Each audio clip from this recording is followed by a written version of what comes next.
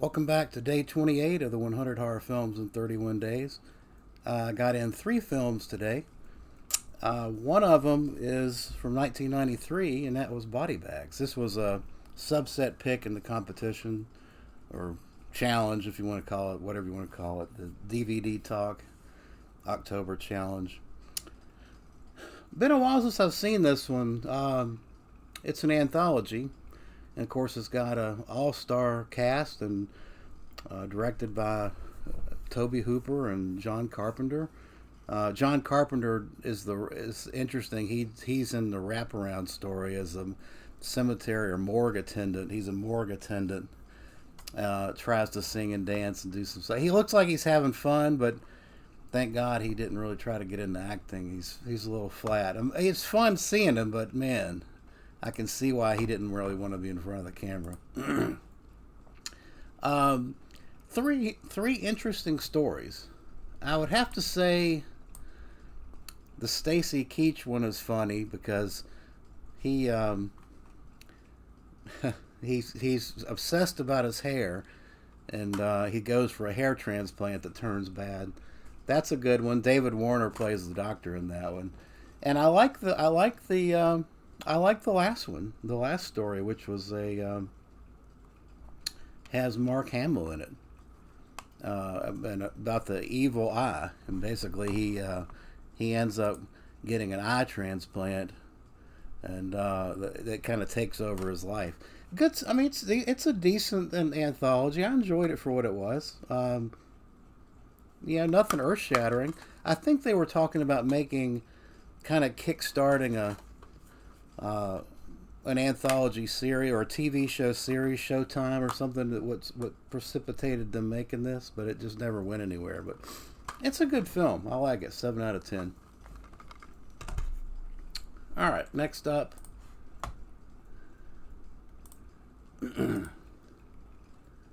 I think I got into the Chris Lee box set. Let's see. Yep. Castle of the Living Dead. 1964. Chris Lee plays Count Drago, and he invites entertainers to his castle, but unbeknownst to them, he is into mummification of animals and people. That's the story. It's a creepy, gothic, atmospheric Italian film. Donald Sutherland plays two roles in this. He plays a goofy cop, and then he turns around and plays this old witch lady. Good stuff. It's fun. Little slow at parts, a little creaky and stagey, but yeah, good stuff. If you like Italian gothic horror films, you're going to like this one. This has an audio commentary track, two audio commentary tracks, actually. So, I haven't checked out those special features, but I'm going to. If you haven't gotten the Severin Chris Lee box set, do yourself a favor and do it, because it's a great set. These films, the picture quality looks fantastic on these. Audio it's great. But anyway, I give this one a 7 out of 10. Not a bad little story. I enjoyed it. And then finally, it's been a long time, pretty long time, but I got out the old Halloween Rob Zombie, the Halloween Rob Zombie remake, 2007. Yeah.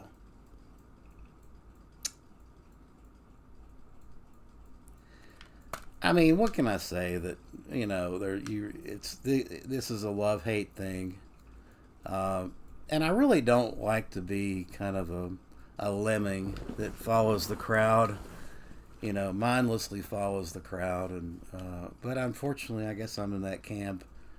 Objectively watching this, I hate it. I fucking hate this movie. It's shrill. It's annoying. There's not a single likable character in this.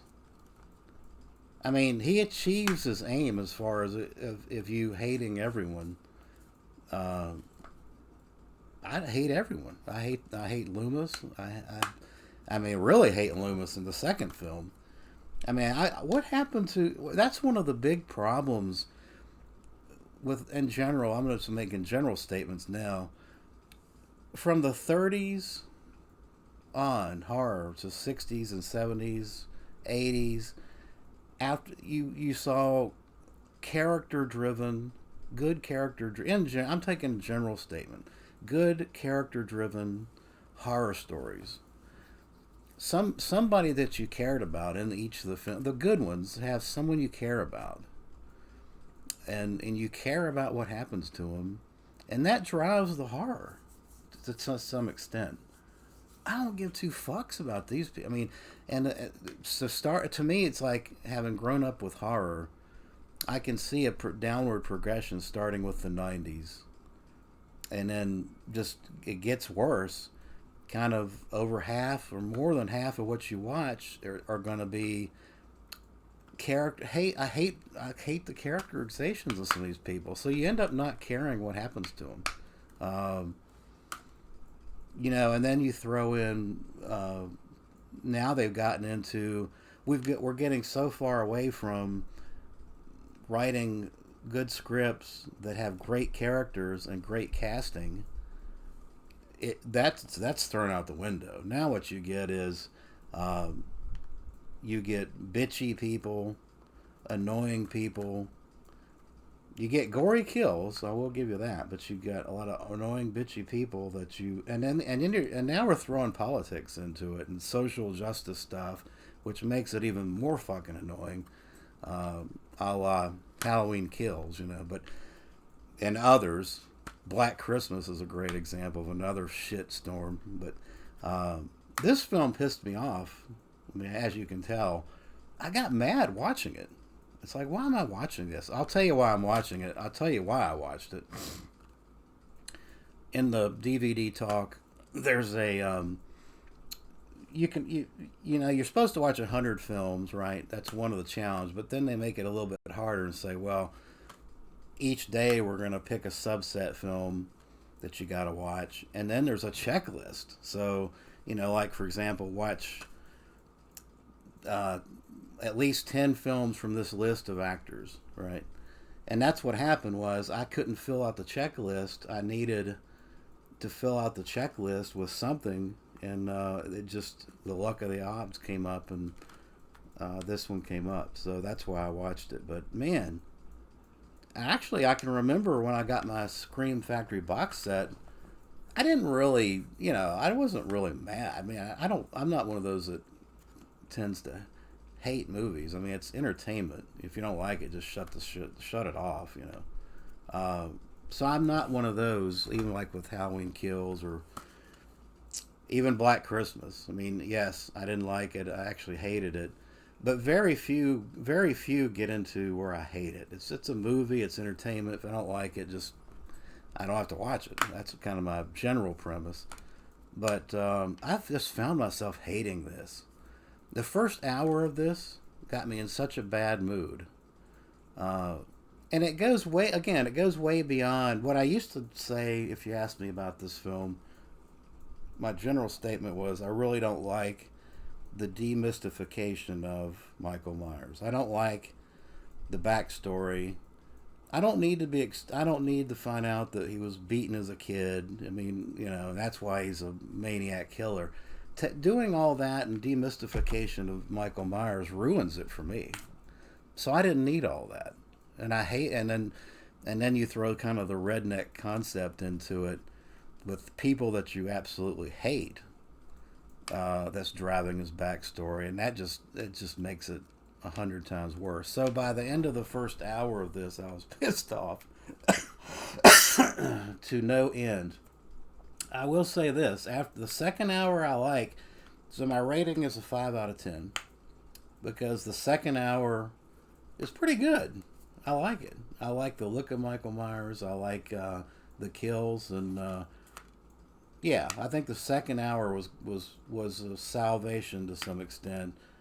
But holy fuck, I hated that first hour, and more than I'm surprised myself how much I hated it this time. And I've seen it. this may be the sixth time I've watched this. I've watched it with commentary track before, and I don't know. It really, really got in. As you can see, it got under my skin big time this time. So I won't be watching that for a while. All right, enough rant. That's going to do it for day 28, and I appreciate you watching.